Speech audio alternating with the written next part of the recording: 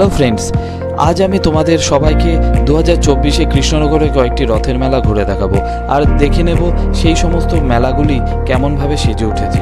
তো চলো প্রথমেই তোমাদের ঘুরে দেখায় কৃষ্ণনগর রথতলায় অবস্থিত যে রথের মেলাটি। এটি সুপ্রাচীন কাল থেকেই কৃষ্ণনগরে হয়ে আসছে। তোমরা দেখতে পাচ্ছ সুবিশাল রথ সুসজ্জিতভাবে রয়েছে এবং বহু অগণিত ভক্তবৃন্দ এখানে আসছে, রথকে দেখছে, জগন্নাথ দেবের পূজা অর্চনা করছে। রথের মধ্যে জগন্নাথ দেবের পূজা অর্চনা চলছে। আর এই রথকে ঘিরে কৃষ্ণনগর রথতলা মোড়ে একটি ছোটোখাটো মেলাও প্রতি বছরের ন্যায় এবছরও গড়ে উঠেছে। আর রথ মানে যে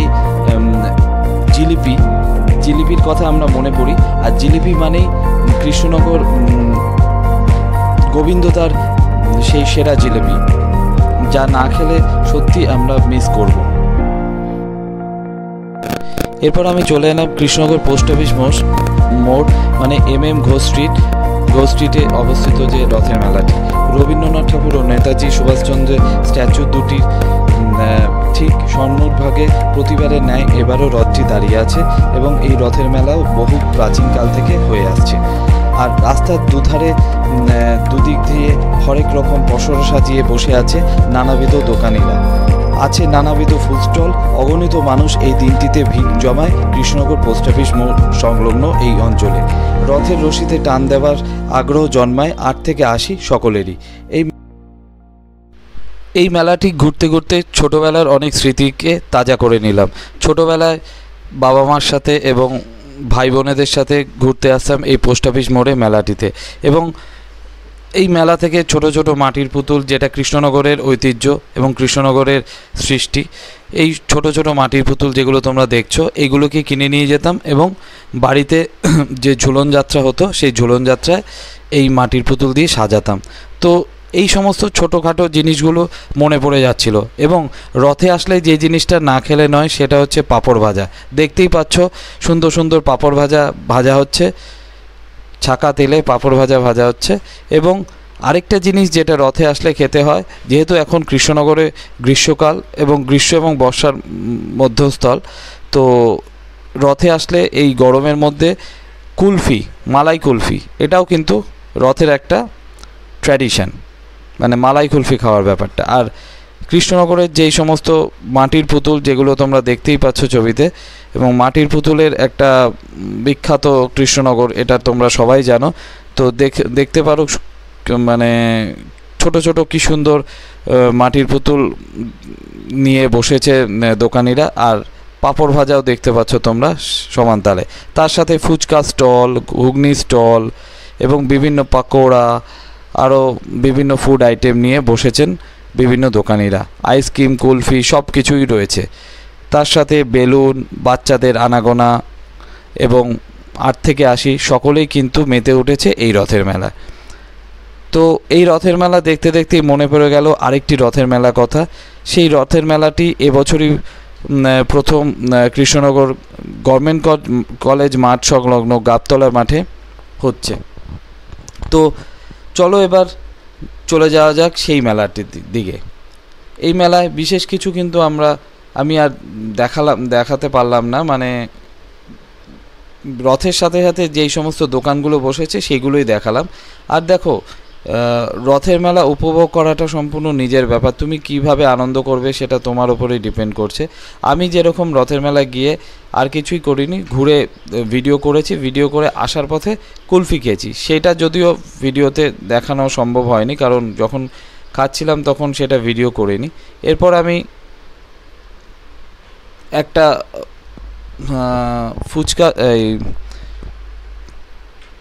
এরপর আমি দেখাতে চলেছি তোমাদের কিছু খুদে যেই সমস্ত বাচ্চারা আছে, তারাও তাদের ছোট ছোট রথ নিয়ে হাজির হয়ে গেছে পোস্ট অফিস মোড়ে।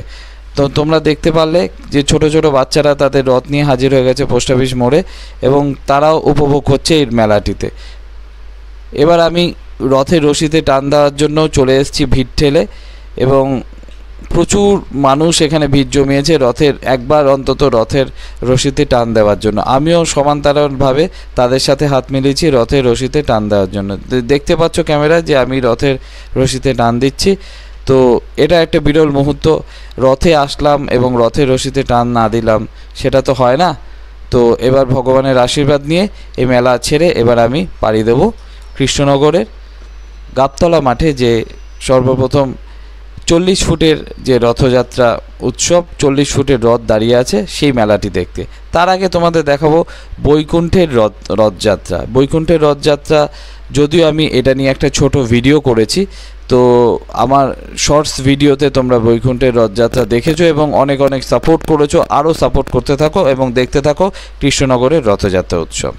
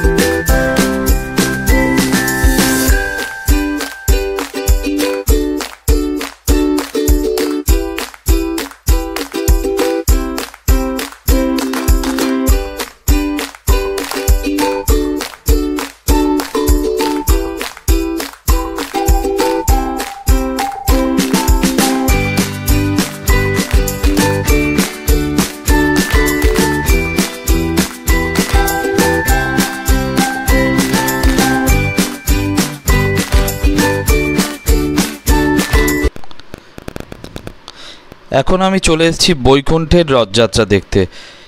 এই রথযাত্রাটাও এই বছর প্রথমেই দেখলাম। খুব সুন্দরভাবে রথটিকে সাজানো হয়েছে এবং রথের ভেতর জগন্নাথ, বলভদ্র এবং সুভদ্রা সুসজ্জিত এবং রাধা গোবিন্দও এখানে সুসজ্জিত। এটি গভর্নমেন্ট কলেজ মাঠের ঠিক অপোজিটে এই রথটি দাঁড়িয়ে রয়েছেন এবং ওখানেই এই রথ অগণিত ভক্তবৃন্দ আসছেন, জগন্নাথ দেবের দর্শন করছেন এবং এখানে পূজা অর্চনা চলছে জগন্নাথ দেবের। দেখতে দেখতে এবার আমরা ঢুকে পড়লাম গাবতলা মাঠে। খুব সুন্দরভাবে লাইটিং দিয়ে সাজানো হয়েছেন গেট এন্ট্রেন্স দিয়ে আমরা এখন ঢুকছি গাবতলা ময়দানে। আমরা দূরে দেখতে পাচ্ছি মেলা প্রাঙ্গণ, খুব সুন্দরভাবে বিভিন্ন ধরনের লাইট দিয়ে সুসজ্জিত রয়েছে মেলা প্রাঙ্গণ। একটা সুবিশাল মণ্ডপ তৈরি করা হয়েছেন এবং তার পাশে সুসজ্জিত 40 ফুটের রথ। এই রথটি ইসকন ডিভোটিরা এই রথটি সুন্দরভাবে সুসজ্জিত করেছেন এবং এই যে মন্দিরটি, এই যে প্যান্ডেল পুজো মণ্ডপটি যে করা হয়েছে এটাও ইসকন ডিভোটিরাই করেছেন এবং এর ভেতরে আমরা এখন ঢুকছি, আপনারাও দেখতে থাকুন। দূরে আমরা দেখতে পাচ্ছি ডায়াসের ওপর জগন্নাথ, বলভদ্র এবং সুভদ্রা এবং পাশে ইসকনের প্রতিষ্ঠাতা শ্রীমাদ প্রভু মহারাজের একটা মূর্তি প্রতিস্থাপন করা হয়েছে।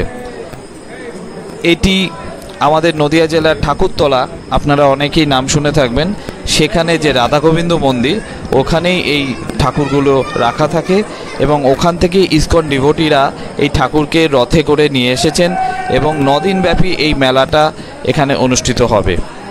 দূর দূরান্ত থেকে অগণিত ভক্তবৃন্দ জগন্নাথ দেব, বলভদ্র এবং সুভদ্রার দর্শন করতে এই মেলা প্রাঙ্গণে হাজির হচ্ছে।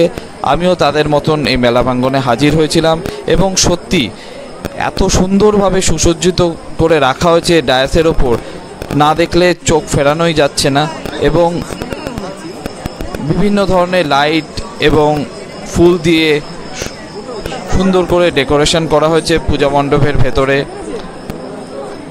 প্রচুর মানুষ ভগবানের দর্শন এবং ভগবানের আশীর্বাদ নিতে চলে এসেছেন এই গাবতলা ময়দানের পূজা মণ্ডপটিতে।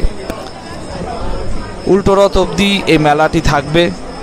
তো আপনারা যারা এই মেলাটিতে আসতে চান তারা কৃষ্ণনগর বাস স্ট্যান্ড এবং কৃষ্ণনগর রেল স্টেশন থেকে অটো বা টোটো করে গভর্নমেন্ট কলেজ সংলগ্ন গাবতলা ময়দানের সামনে আসবেন এবং আসলেই এখান থেকে দেখতে পারবেন মেলাটিতে মেলাটিতে ঢোকার টাইমিং হচ্ছে, মেলাটি শুরু হওয়ার টাইমিং হচ্ছে দুপুর 3টে থেকে রাত 9টা অবধি।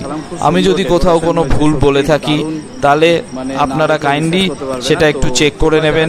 যারা কৃষ্ণনগর থেকে আমার ব্লগটা দেখছো তারা নিশ্চয়ই টাইমিংটা ব্যাপারে অবগত থাকবে। যারা কৃষ্ণনগরের বাইরে থেকে ব্লগটা দেখছো তারা হয়তো টাইমিংটার ব্যাপারে অবগত নাও থাকতে পারো, তাদের জন্য আমি এই টাইমিংটা বলে দিলাম। আশা করি আমি কিছু ভুল তথ্য দিয়ে তোমাদের বিব্রত করব না। আশা করি আমার কাছে যতটুকু তথ্য আছে সেই তথ্যটাই তোমাদের দিলাম। এবং এখন আমি মেলার প্রাঙ্গণের ভেতরে ঢুকে গেছি। এখানে দেখছি কচিকাচারা তারা দোলনা চড়ছে এবং মেলাটা যেহেতু আমি একটু রাতের দিকে গিয়েছিলাম, মেলাটা অলরেডি ভেঙে গিয়েছিলো, তাই লোকজনও সেরকম খুব একটা নেই, দোলনা টোলনা ম্যাক্সিমাম বন্ধ। তো তোমরা চাইলে কাইন্ডলি মানে 3:30 4টের মধ্যে ঢুকে পড়তে পারো মেলায়, এবং যারা যদি মনে করো সে সন্ধেবেলা আসবে সন্ধেবেলা আসতে পারো, কিন্তু বেশি রাত করবে না, কারণ বেশি রাত অবধি মেলাতে কিন্তু লোকজন থাকে না। যেহেতু অনেক তাড়াতাড়ি মেলাটা শুরু হয় সেহেতু 9টা 9:30টার মধ্যেই কিন্তু মেলা বন্ধ হয়ে যায়। তো হয়তো তার বেশিও হতে পারে, আমি প্রথম দিন গিয়েছিলাম বলে এইটুকু জেনেছি। তো জয় জগন্নাথ বলে আজকের ভিডিওটা এখানেই শেষ করছি।